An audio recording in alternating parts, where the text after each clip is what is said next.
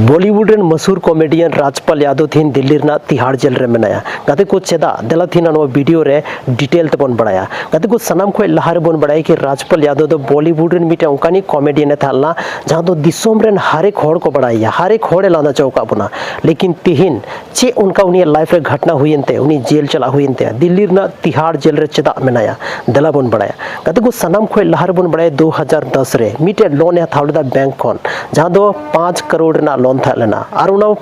loan हथाव कते उनी दो मिटे फिल्म बनाव लेदा और जहां फिल्म रा ᱧᱩᱛᱩᱢ दो थालना अता पता लापता कते कोना फिल्म में बनाव केदा और फिल्म बॉक्स ऑफिस रे बांग चलाव लेना और फिल्म बांग चलाव ले वजह ती उनी दो लॉस हुयनते और बैंक रे उनी दो इंटरेस्ट लोन पेरे हुयु कांता थाना लेकिन कते को अचानक उनी अकाउंट रे पैसा चबायना और बैंक उनी आयमा था नोटिस है कुला दिया कि आम पैसा जमाए में और बंखन आम चेतान रे आयमागन मतलब कानूनी कार्रवाई हुआ कते को बढ़ाई गया पे अगर किस्त आम बाउंस ना मेनखान तो आयमागन इंटरेस्ट को जोड़ाव था साथ रे बैंक हो पेनाल्टी लगाव था तो राजपाल यादव जी साथ नौका की कुछ हुई ना